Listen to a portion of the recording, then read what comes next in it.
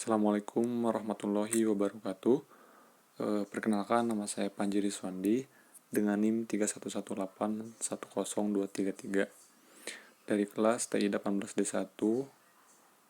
Di video kali ini itu tugas merangkum dari mata kuliah penjamin kualitas software dari chapter 1 sampai dengan 6 dengan dosen Bapak Ahmad Fauzi MPD.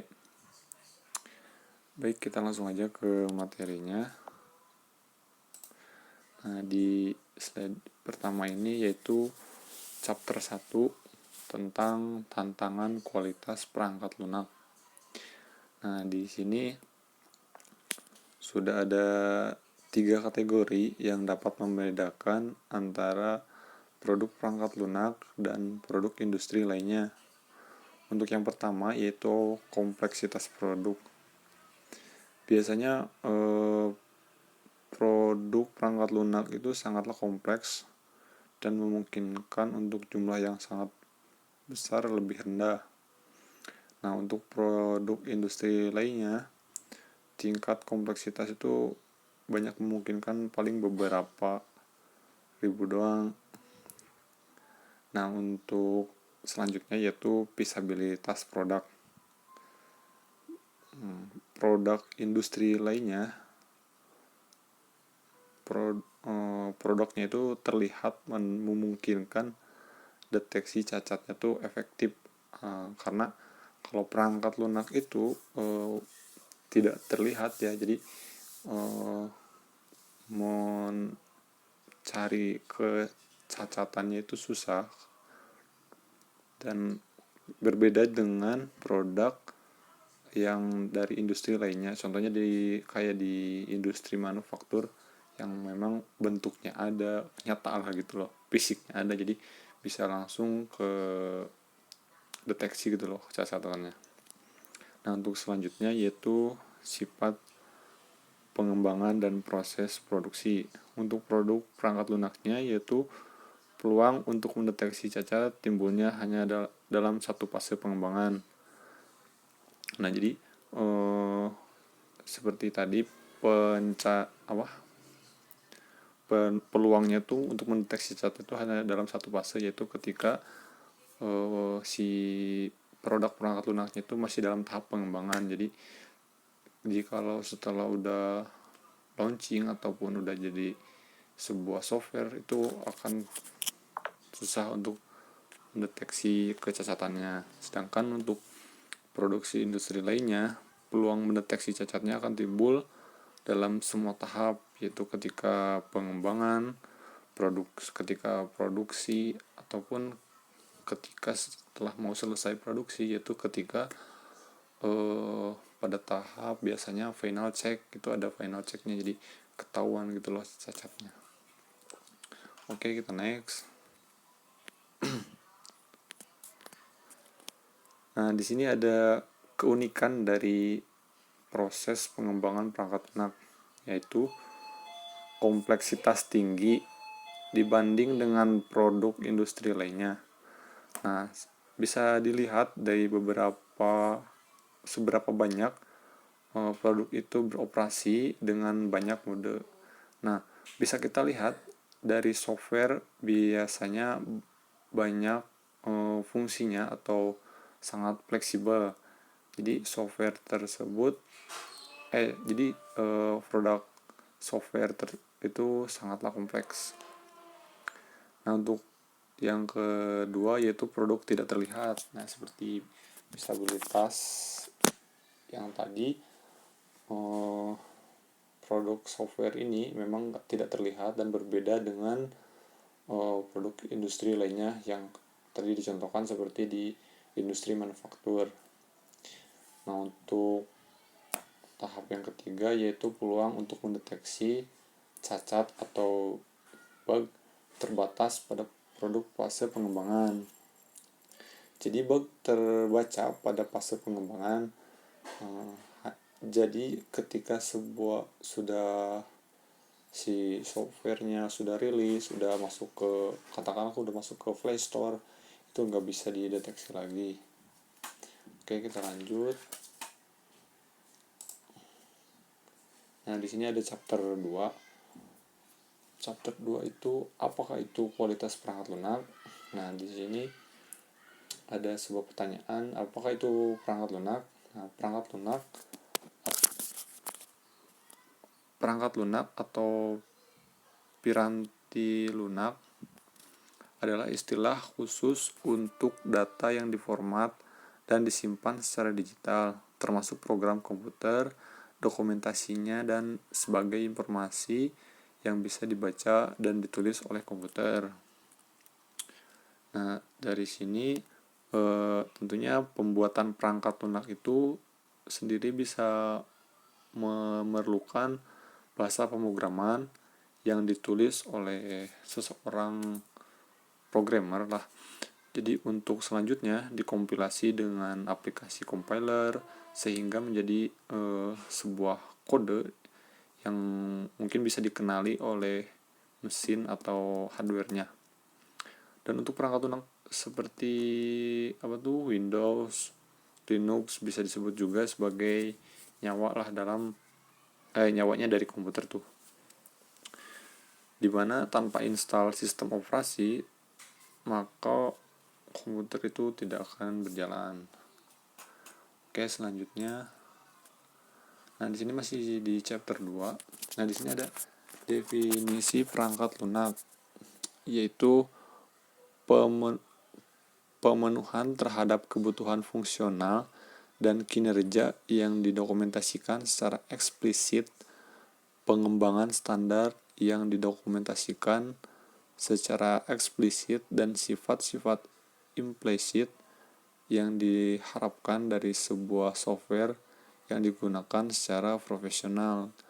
Ini menurut Dan 1990.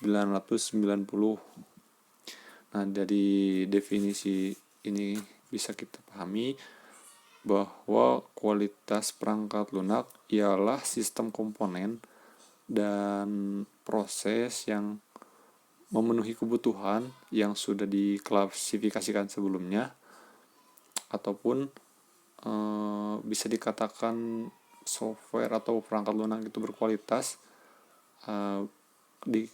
karena software itu atau perangkat lunak itu memenuhi harapan si penggunanya.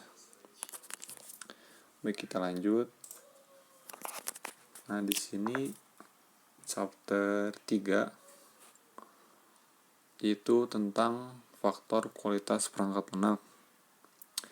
Menurut McCall, terdapat 3 aspek penting dari suatu produk software, yaitu karakteristik operasional, kemampuan perubahan ketika software sudah berjalan, dan kemampuan beradaptasi terhadap lingkungan baru.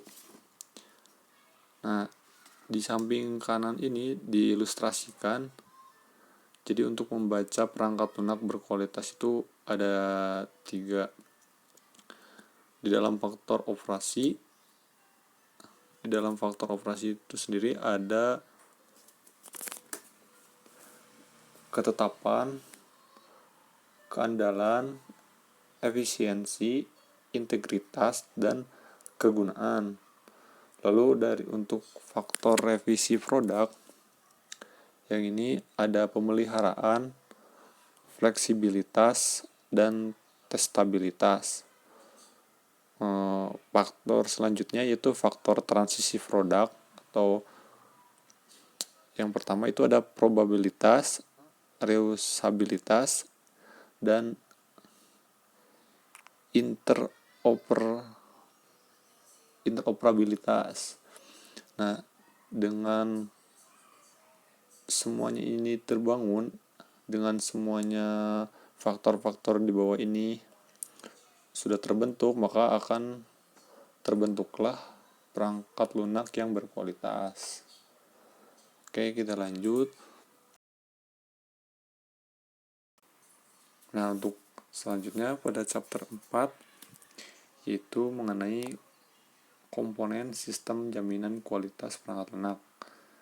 Nah, komponen sistem SQE dapat diklasifikasikan menjadi 6.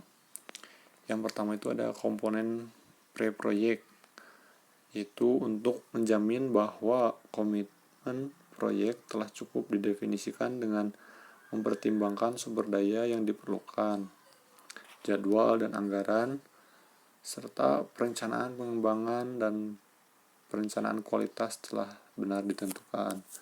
Nah, untuk yang keduanya yaitu penilaian terhadap komponen dari kegiatan siklus hidup suatu proyek. Siklus hidup proyek terdiri dari 2 tahap, yaitu tahap pengembangan dan tahap operasional pemeliharaan. Dan selanjutnya, komponen pencegahan kesalahan infrastruktur dan perbaikan infrastruktur.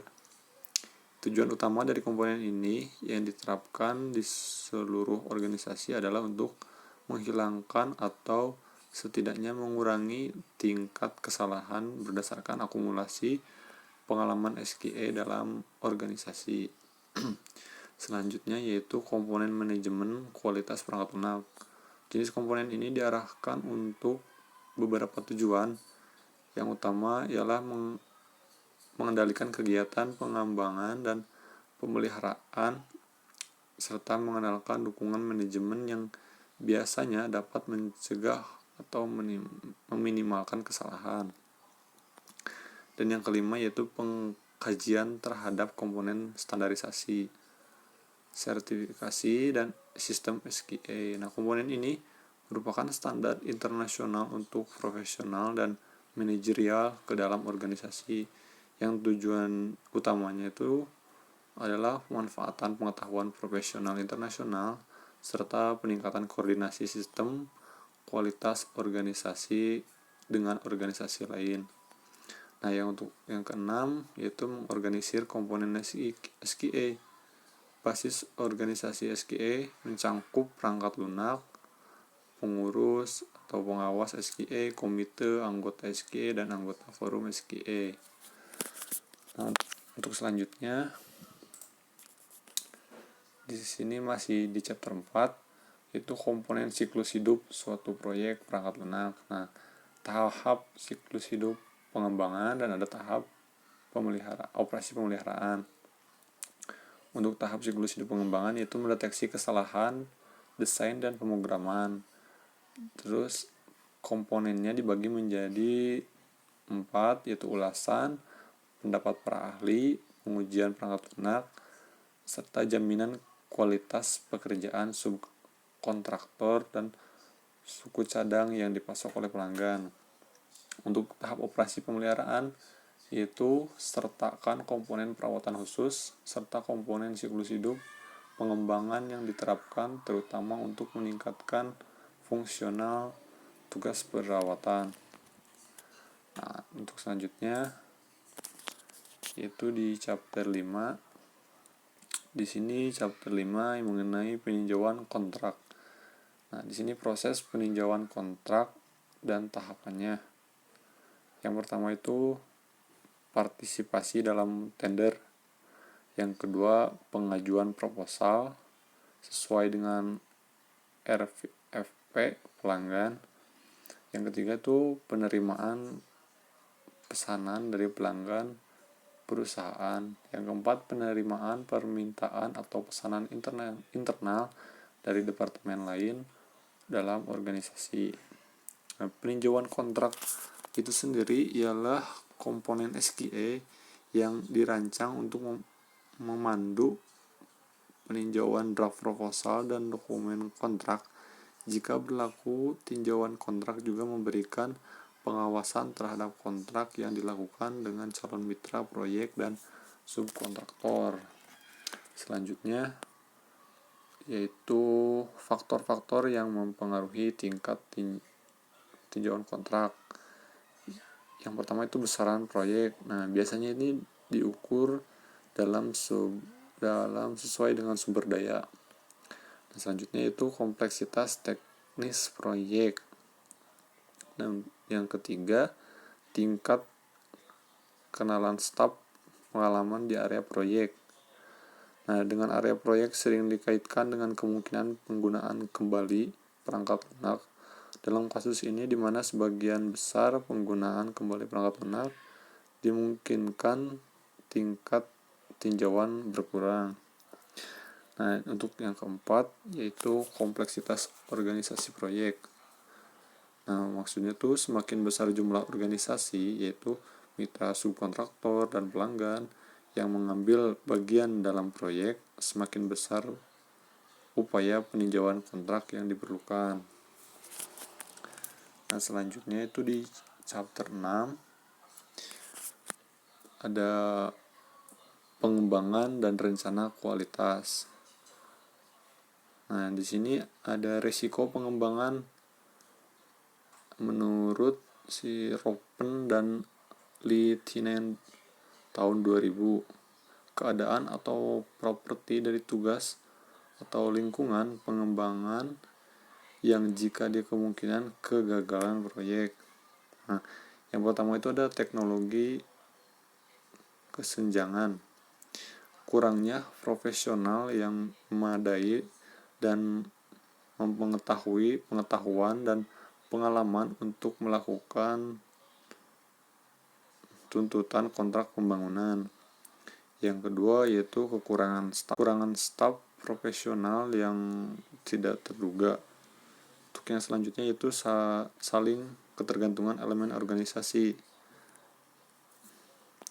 yaitu kemungkinan bahwa pemasok subkontraktor sangat keras atau perangkat lunak, misalnya tidak ada memenuhi kewajiban mereka sesuai jadwal. Jadi katakanlah si suppliernya itu tidak memenuhi jadwal yang diinginkan oleh si customernya. Mungkin cukup sekian video dari saya, kurang lebihnya mohon maaf. Terima kasih. Wassalamualaikum warahmatullahi wabarakatuh.